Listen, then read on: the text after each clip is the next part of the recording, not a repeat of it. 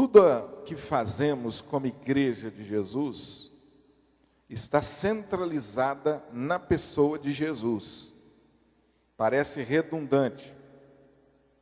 Tudo que fazemos como igreja está centralizado na pessoa de Jesus. As mínimas ações da igreja, as mínimas, mais simples, mais rotineiras, até as ações mais elaboradas, as decisões mais importantes, mais relevantes, as reuniões pequenas, até as reuniões maiores, tudo que a igreja faz, tudo que a igreja pensa, planeja, intenta em fazer e faz, está centralizado na pessoa de Jesus. Talvez essa seja uma das doutrinas, ou uma das verdades mais importantes para a igreja. Uma verdade que a igreja precisa se lembrar constantemente dela, a ponto de que, uma vez questionada esta verdade, uma vez que ela deixa de fazer parte do nosso credo, nada na vida da igreja tem mais sentido. Nada, absolutamente nada. A igreja passa a ser uma instituição como outra qualquer. Hoje, a nossa reunião, ela é centralizada na pessoa de Jesus. E há uma realidade sobrenatural que acontece aqui esta noite, por exemplo. Que Jesus está presente. Ele se faz sentir, embora a gente não consiga enxergá-lo fisicamente. Mas a sua presença é real. E nós cremos e nisso colocamos toda a nossa fé. Essa reunião, de fato, ela será uma bênção, já está sendo e será somente, única e exclusivamente porque Jesus está aqui. A celebração da ceia do Senhor, que hoje, daqui a pouco nós vamos participar, ela tem como seu maior objetivo, seu maior propósito, nos fazer pensar sobre isso. Sobre a centralidade de Jesus na minha vida. O que a cruz de Cristo, de fato, representa para mim.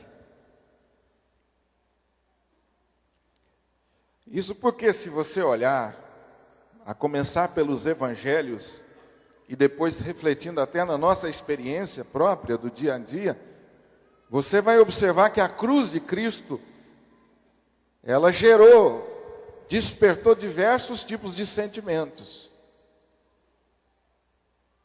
Os evangelhos, por exemplo, narram em Evangelho de Mateus, por exemplo, narram um pouco dessas diferentes reações ou ações à cruz de Cristo. Você pode, por exemplo, verificar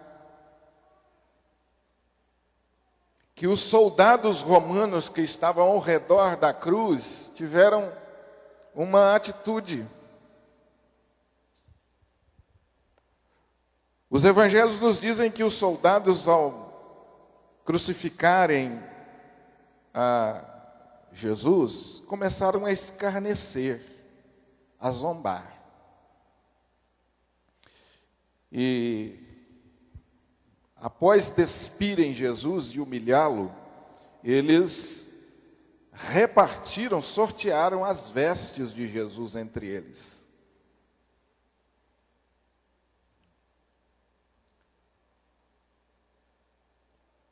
Logo depois, e quase que no mesmo momento, simultaneamente, a reação dos judeus, que basicamente se dividiam em dois grupos, os religiosos e aqueles judeus que não professavam o judaísmo, não faziam parte do judaísmo, mas nas suas raízes eles conheciam um pouco das leis judaicas.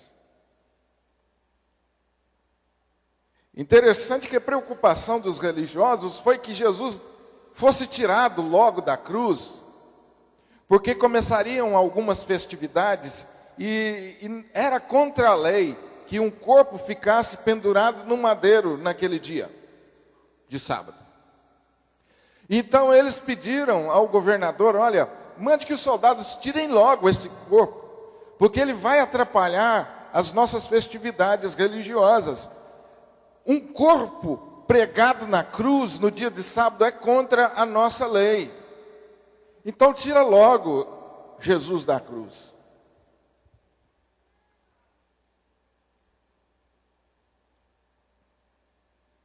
Alguns outros judeus continuavam na mesma linha dos soldados a zombar de Jesus. A Bíblia fala que Maria Madalena, Maria, mãe de Tiago, de José, a mulher de Zebedeu, também estavam ali, numa atitude mais contemplativa a princípio, e como mãe, com certeza, o coração profundamente machucado com aquilo que ela estava vendo fazer com seu filho.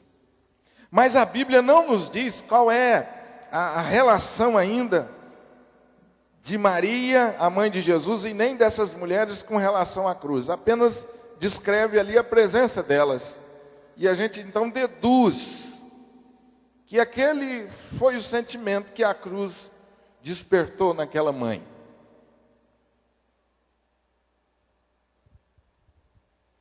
Você poderia pensar também na atitude dos malfeitores ao lado da cruz. Um zombou, e zombou até o fim. Ao lado do Salvador Jesus, olhando para a cruz, zombou e zombou até o fim. Também os evangelhos registram a atitude do centurião e os que com ele guardavam a Jesus. E a Bíblia diz que depois que ele viu o terremoto e tudo que estava acontecendo, eles ficaram possuídos de grande temor. E uns para os outros eles olhavam e diziam assim: verdadeiramente, esse é o Filho de Deus. Diferentes reações, diferentes atitudes. A nossa experiência do dia a dia também, a sua experiência, com certeza, você vai observar diferentes reações à cruz de Cristo. Agora mesmo, milhões de brasileiros, pensando no nosso país, lotam as igrejas e têm reações e atitudes diferentes em relação à cruz. Alguns, por certo, passam na porta da igreja e diante da cruz a reverenciam. Muitos entram para dentro da igreja e assumem uma atitude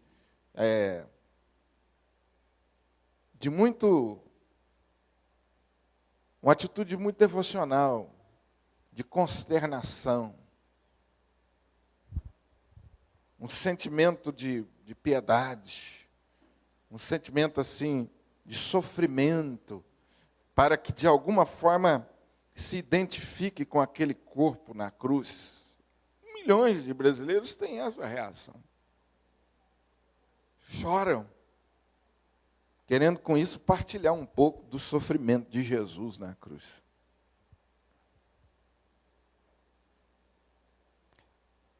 Quando Paulo orienta a igreja em Corinto, ele diz à igreja: examine-se, pois, o homem a si mesmo. E então participe da ceia do Senhor. O que é o autoexame ou examine, se não isso? Qual é a sua reação, qual é a sua posição em relação à cruz de Cristo? Esse é o autoexame, em síntese, é isso. É quando eu começo a pensar profundamente, refletir profundamente, qual é a minha reação, a minha relação com a cruz de Cristo. De fato, a Bíblia coloca que você irá experimentar a presença de Deus e ser abençoado, tanto quanto mais você se aprofunda nessa consciência do que significa a cruz de Cristo. E a gente costuma sintetizar esse momento dizendo, né? Após o culto foi uma benção. Ou dizer, talvez eu estou saindo daqui melhor do que eu cheguei. De forma geral, a gente vai manifestando as nossas atitudes em relação à cruz de Cristo. A ceia do Senhor foi instituída para ser celebrada sempre que a igreja se reunisse, exatamente para que a igreja ficasse livre, ou fosse livre, da possibilidade do superficialismo, ou da superficialidade. Porque com muita facilidade a gente se acostuma. Com muita facilidade. A gente se acostuma a esse momento. Eu estava lendo esse texto de Isaías, capítulo 53, e eu confesso a você que eu pedi a Deus que me perdoasse. Porque tantas e tantas vezes a revelação dessa palavra lida, talvez não tivesse me levado à reação, à atitude que Deus espera, ou que deveria ser levado. De tão profundas e importantes que são essa palavra, essa revelação de Isaías 53, sobre o significado, sobre a profundidade da cruz de Cristo, sobre o que ela de fato precisa significar para mim e para você. Porque às vezes a gente se acomoda. E passa por esse momento de uma forma muito mecânica, sem de fato pensar até onde a cruz chegou na minha vida. Até onde a cruz chegou na minha vida. O capítulo 53 de Isaías é um texto que nos ajuda a pensar um pouco sobre essa relação nossa com a cruz de Cristo. Em primeiro lugar, a cruz de Cristo precisa me levar a pensar sobre a minha realidade espiritual. Certamente, ele, Jesus, quando foi à cruz do Calvário, levou sobre ele as minhas enfermidades. As minhas dores, ele levou sobre ele. Jesus, na cruz do Calvário, foi traspassado pelas minhas transgressões. A minha iniquidade caiu sobre ele. O texto está no plural para nos ajudar a pensar como igreja de Jesus. Mas eu preciso ter um momento de refletir sobre a minha vida pessoal com Deus. Então eu preciso ler esse texto de uma maneira pessoal. Você já leu esse texto assim? Certamente ele levou as minhas. Então a gente começa a imaginar todo o sofrimento de Cristo, desde a sua encarnação, a sua vida de abnegação, de dedicação. Depois esse sofrimento se intensifica quando ele é julgado, injustamente condenado, e aí ele começa aquilo que a gente chama de via dolorosa, né? Uma série de eventos humilhantes, culminando na morte dele. Você começa a relembrar sobre isso. Qual é a sua relação com esse fato histórico? Ah, pastor, eu me emociono muito. Eu, pensando profundamente sobre isso, eu não consigo ficar sem chorar. Mas a cruz de Cristo precisa me levar um pouco mais além do que me emocionar. A cruz de Cristo precisa ultrapassar o nosso sentimento, chegar lá na nossa alma, no âmago do nosso ser, onde está alojado o nosso pecado. Por isso que o texto de Isaías é tão contundente, tão claro, tão objetivo. Ele tomou sobre si as minhas iniquidades, as minhas transgressões, as minhas enfermidades, as minhas neuroses. as minhas questões não resolvidas, a minha complicação, a minha tendência para o pecado, a minha obstinação em desobedecer, a minha resistência em ouvir a palavra e ceder a ela, ele levou sobre ele na cruz do Calvário. Essa tendência que eu tenho para não querer perdoar, para não querer amar,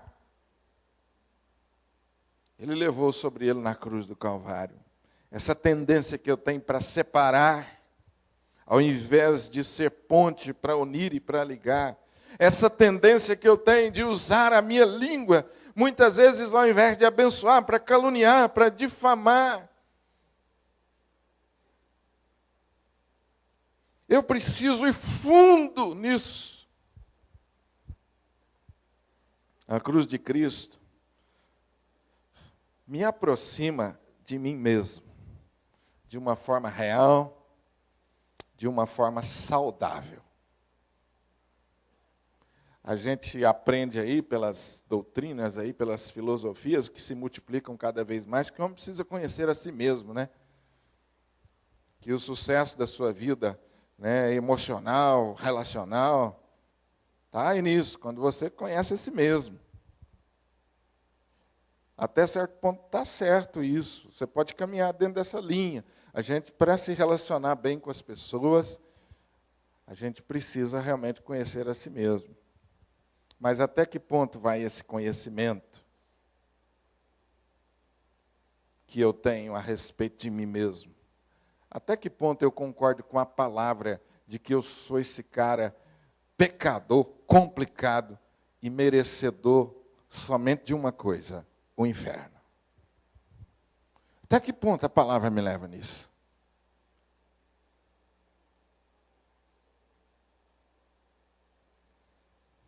O grande obstáculo para nós nos apropriarmos da bênção de Deus no seu sentido mais pleno, a Bíblia já adiantou para nós e nos ensinou que é nosso orgulho, a nossa arrogância.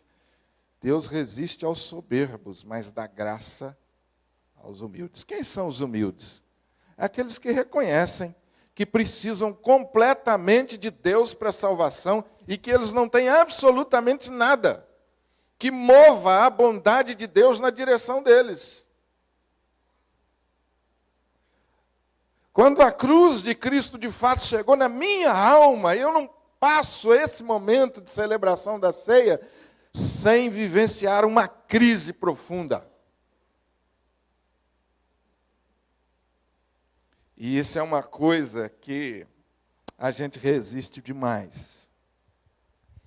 E se você for pensar bem, talvez esteja aí a resposta para os nossos problemas. Porque a gente não quer admitir e tem tanta dificuldade de admitir os nossos próprios erros e os nossos pecados. Amém? Então a cruz de Cristo me faz sentir exatamente como você está se sentindo agora. Vontade de enfiar debaixo do banco. Né? Você está com essa vontade? Eu estou. Deus, como eu sou miserável.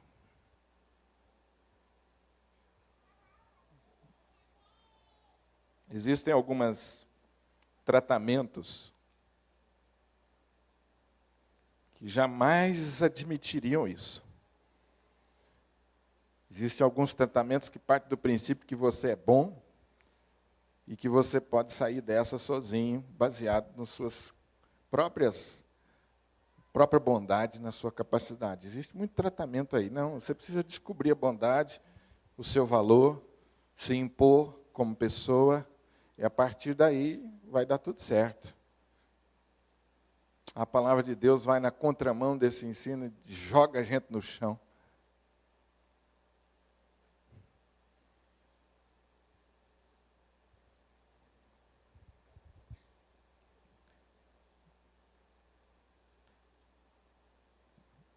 Os filmes que tem por aí sobre Jesus, às vezes nos ajudam um pouco, às vezes exageram, ajuda a gente um pouco.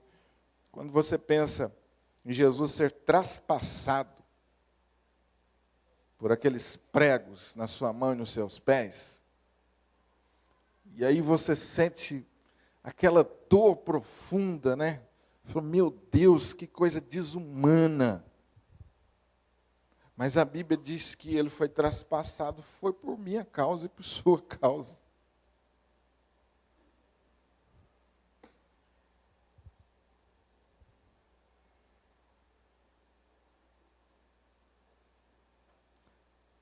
A cruz de Cristo nos leva a essa crise profunda. Alguns de nós reagimos diferente a isso, né? Alguns de nós, de fato, nos quebrantamos muito, choramos.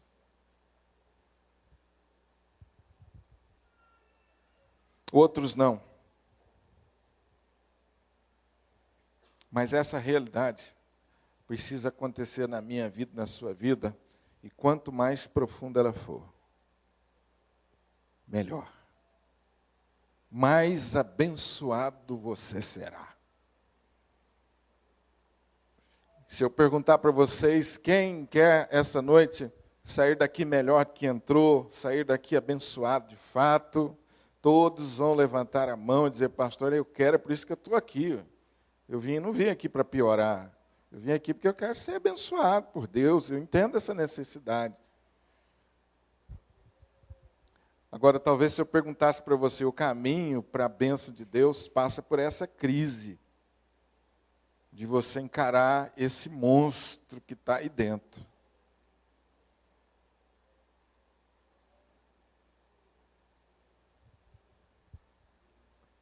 A raiz dos nossos desajustes, dos mínimos aos mais complexos, tem um nome que se chama pecado. E foi isso que levou Jesus à cruz do Calvário. Amém? A raiz dos meus desajustes, das minhas neuroses, das taras, dos mais loucas obsessões, chama-se pecado. E foi isso que levou Jesus à cruz. Examine-se, pois, o homem a si mesmo. A cruz me aproxima de mim mesmo de uma forma real e de uma forma saudável. Pastor, será que isso não me leva a ficar deprimido? Isso não me leva a uma baixa autoestima? Isso não me faz sentir pior?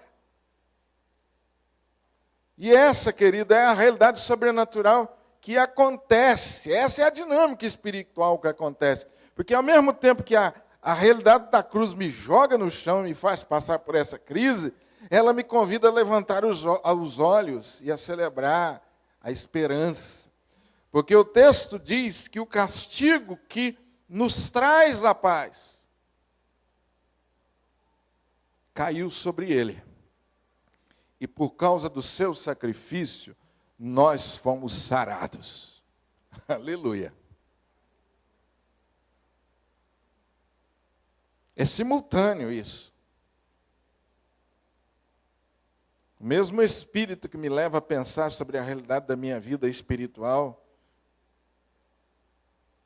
e me mostra esse lado pavoroso, escondido às 7 chaves lá dentro do meu coração, que a Bíblia diz que ninguém entende. Ele é enganoso, ele é desesperadamente corrupto. A Bíblia descreve a minha realidade e a sua dessa maneira. Então essa cruz que me leva a enxergar esse porão da minha alma, trancado a 7 chaves e cheio de trevas, é a cruz que me convida a levantar os olhos. E depois do arrependimento, me leva a ter fé. Me leva a confiar de que aquele sacrifício corrigiu, estabeleceu um novo caminho, uma nova possibilidade de me relacionar com Deus. Todos nós andávamos desgarrados como ovelhas, cada um se desviava pelo caminho. E a cruz revela para nós o único caminho. A cruz revela a nós o único caminho. Só há uma maneira de resolver esse problema de pecado. Só há uma maneira de resolver essa inimizade que eu tenho com Deus, essa insatisfação que habita o meu ser. Só há uma maneira de preencher esse vazio do meu coração. Jesus é o único caminho.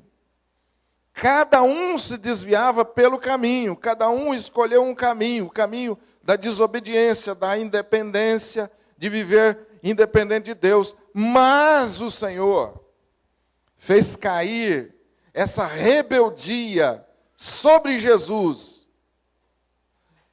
Essa independência Ele fez cair sobre Jesus.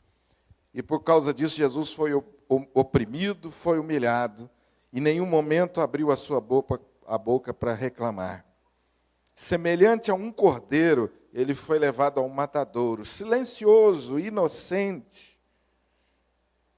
Não abriu a sua boca perante aqueles que estavam o crucificando. Ninguém naquele momento saiu em defesa dele, lembrando da sua linhagem. Ninguém.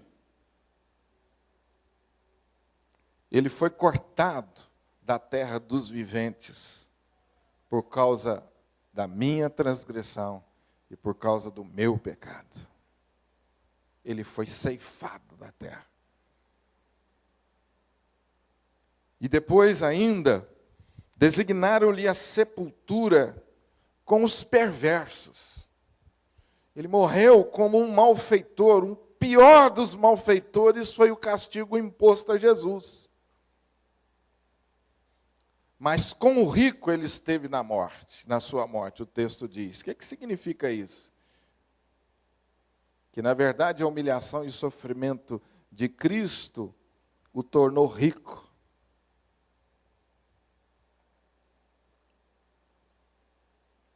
Nunca se achou mentira na sua boca, nem injustiça.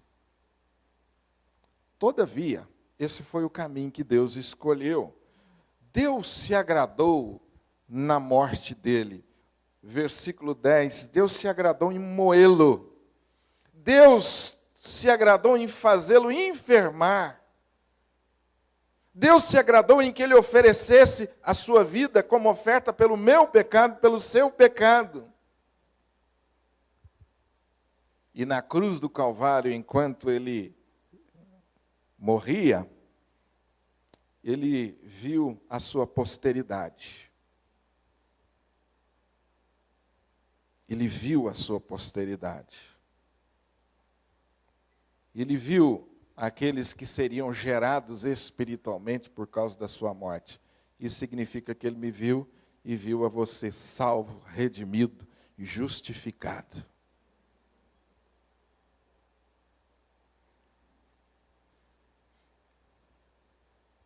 Ele verá, ele já viu e ele verá ainda mais, ele já viu parte e verá ainda mais, dentro da nossa visão humana, o fruto do seu trabalho.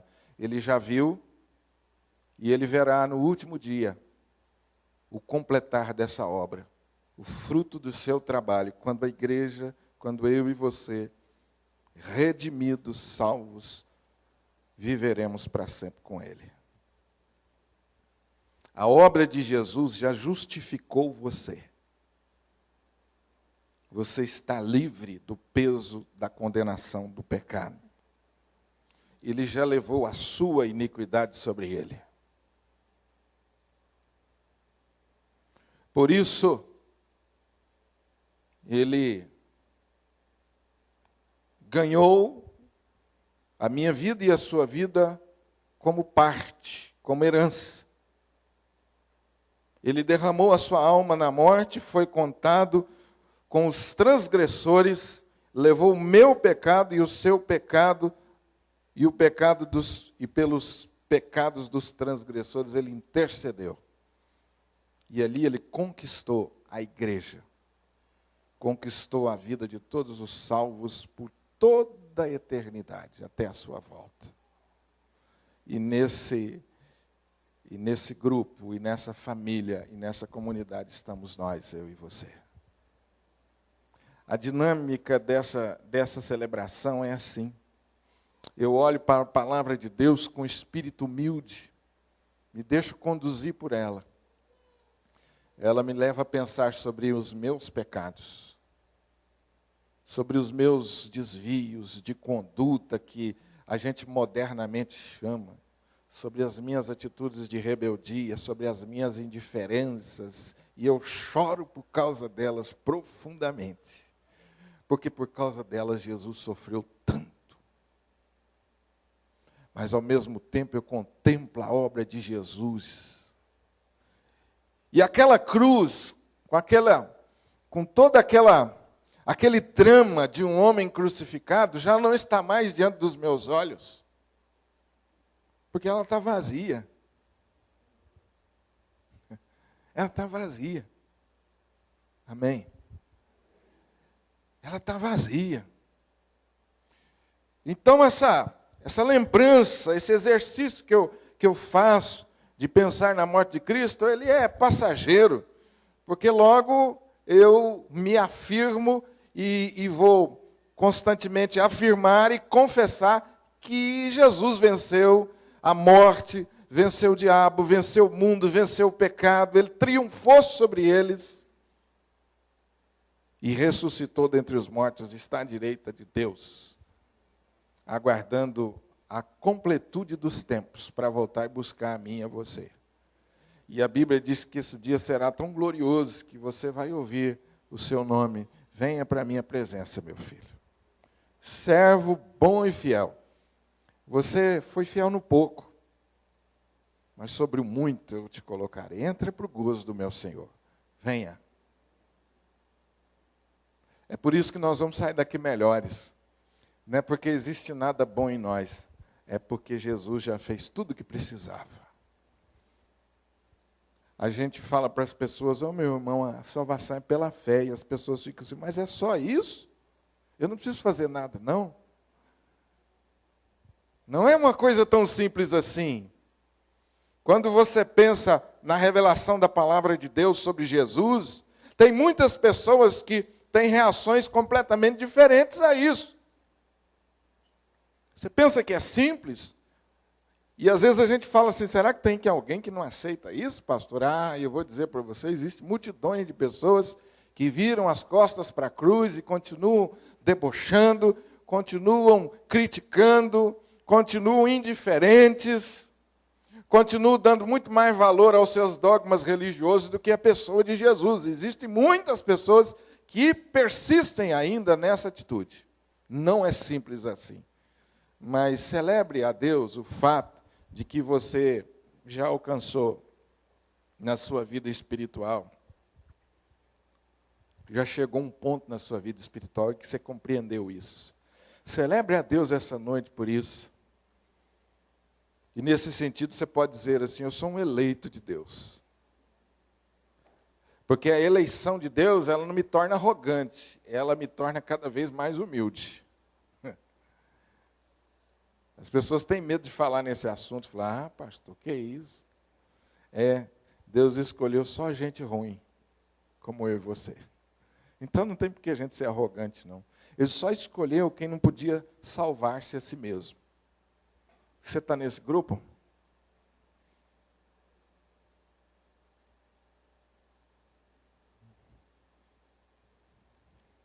A vontade de Deus é que cada um de nós cheguemos a esse ponto.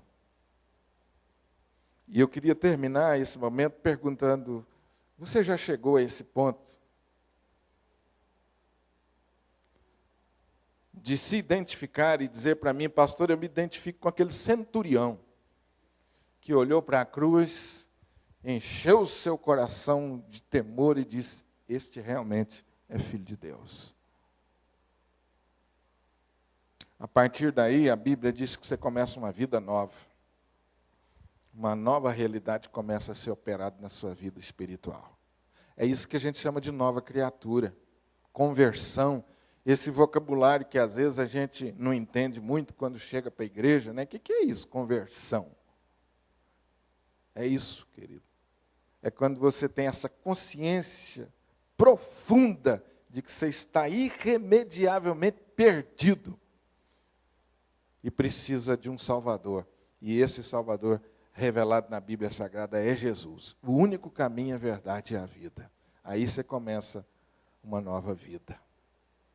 Porque a cruz de Cristo, entre muitas coisas, ela nos faz ter a esperança de uma vida nova. Ela nos faz confiar que, por pior que esteja essa situação, por mais difícil, até mesmo impossível aos olhos humanos, ainda tem jeito. Que coisa maravilhosa a cruz de Cristo faz. Eu posso confiar, porque Deus pode. Eu posso orar pedindo que Deus mude, porque Deus pode. Eu posso continuar dependendo de Deus, porque Ele vai honrar a sua palavra até o fim. E jamais Ele vai deixar de cumprir uma só palavra sequer. Eu posso continuar confiando. Você vai sair daqui melhor, sim. Amanhã, quando os desafios vierem, você vai lembrar da cruz de Cristo vazia. E vai passar um filme rápido na sua cabeça. E você vai olhar para os desafios, por maior que eles sejam. E ainda assim, de forma inexplicável, você vai continuar confiando em Deus. Amém.